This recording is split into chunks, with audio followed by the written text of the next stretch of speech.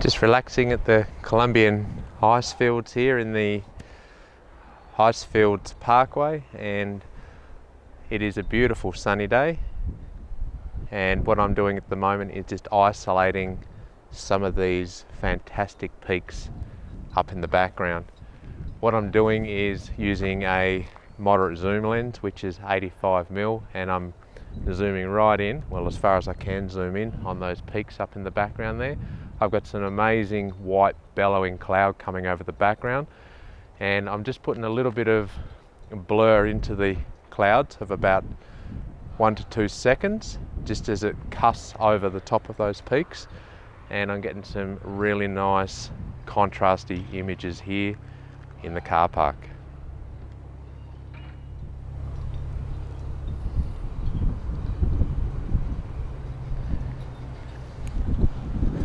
It's only 10:30 in the morning, the sun is quite strong and overhead. I don't think I'll hang out here for the rest of the day. I think I will venture on I'll venture on south down towards Banff and have a look at some other locations on the way down there.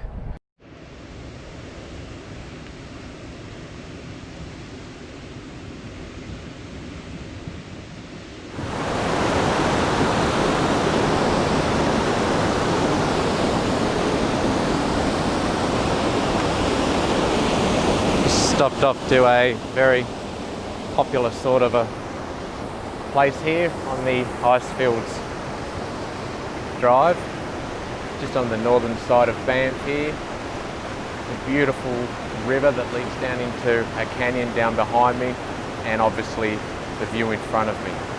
I have got a 85mm lens on for this occasion, and I really don't think you're going to have a chance of seeing what I've got on the back of the LCD. It's just a bit contrasty out here at the moment.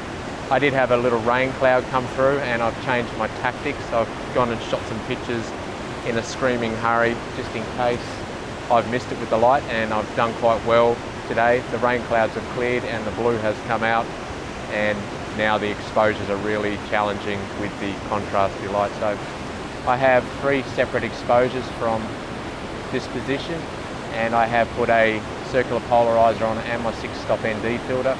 I just find that this light up here is quite harsh, and without the 6-stop ND filter on the front here, then the exposures aren't long enough to give that nice milky effect on the water. So I've been shooting at f11 at 1 second, and I've taken an exposure at 4 seconds as well. I have, like I said, I've used the 85mm lens. I really wanted to get a little bit closer to those mountains than what my 35mm will do, and at this stage I'm really happy with these results. So let's continue motoring south towards Banff.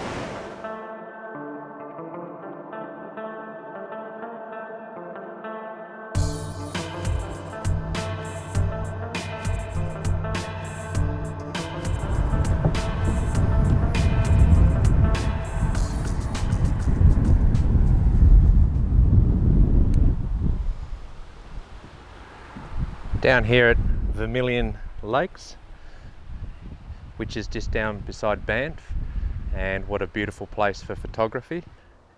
It's about mid-afternoon, and I thought I'd chance a drive out here from Banff just to see what the light was like and the lake, but the clouds behind the mountain range are very moody.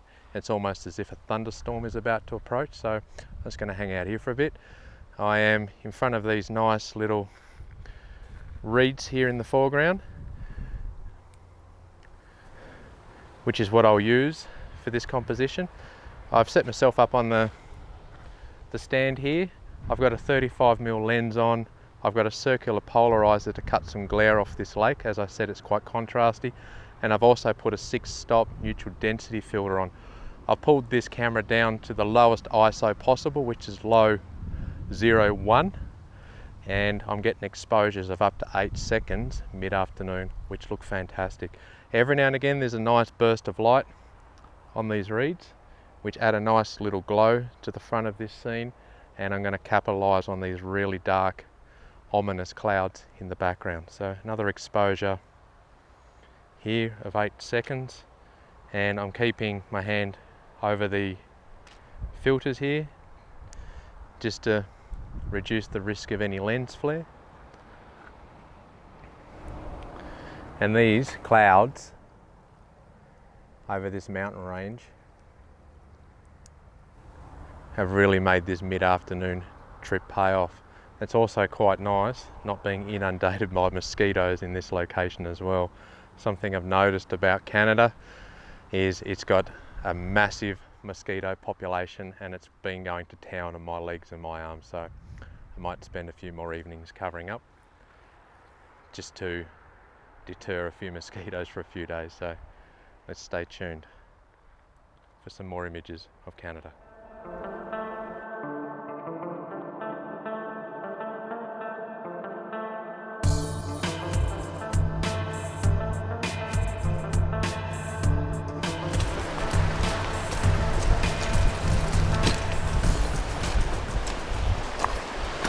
Just heading down to the lake here, and just to confuse you guys, I've taken a bit of southerly side trip, and I'm in the Glacier National Park in Montana, which is sensational.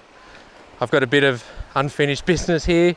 I've been here on 2 other occasions prior to this and haven't been granted access into the park. First time was due to the road being fixed up, construction, and the second time was a federal park shut down across the whole US. And much to my disappointment, I wasn't allowed in. And today I have been granted access, so I'm absolutely stoked to be here at the Glacier National Park on the Logan Pass, and I'm going to start to do some photography.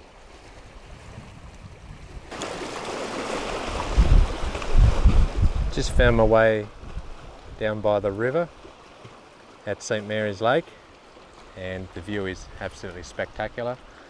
I've just set up on this rock here, and it's amazing how many people get the same idea when they see someone in an interesting spot. I've just been accommodated by about 4 other people while I was taking this picture to see if they could get something just as interesting, I'm sure.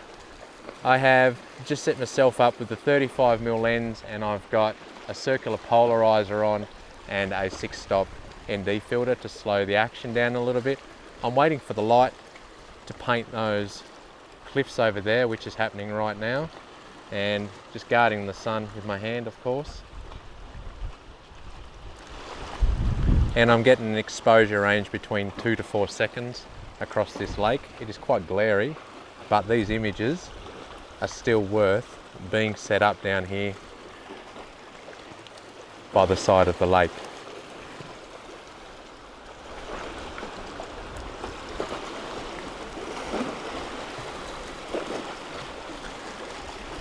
And it's amazing how much difference just a little bit of sun cast across the landscape makes to these pictures. This rock in the foreground, which I've particularly chosen when I was walking along the trail, looks amazing with a little bit of catch light on from the sun at the moment as well. So I can't wait to see these pictures on the big screen.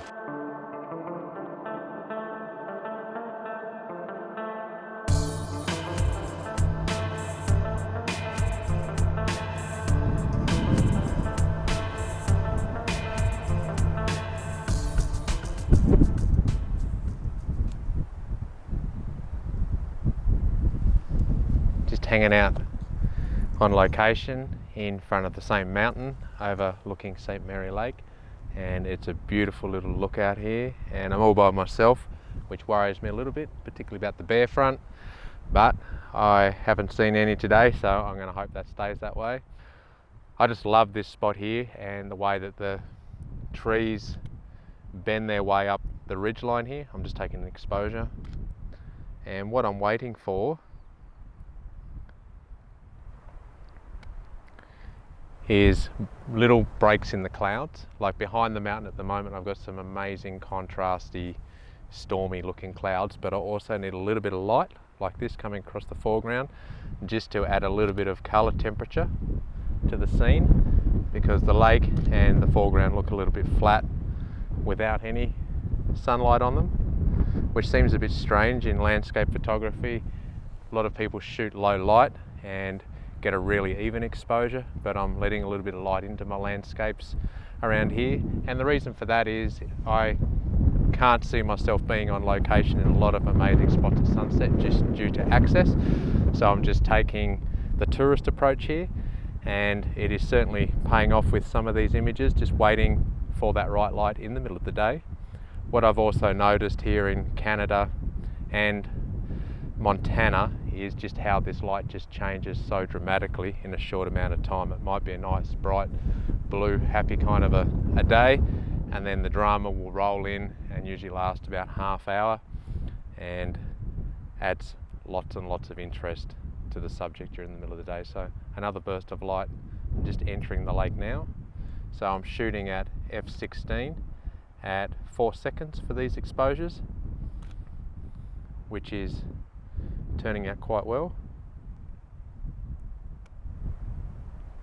And I've got a really nice lead-in line with that river off into the background there. It's a little bit of a shame here. They closed the park here last year, I was informed, due to huge bushfires coming through the area, and particularly on this northern part of the lake, a lot of these trees really have suffered. So trying to capture a composition that doesn't necessarily show that is key as well. And one more exposure there, and I've got some amazing light on that lake now and on that tree line painting its way up the mountain.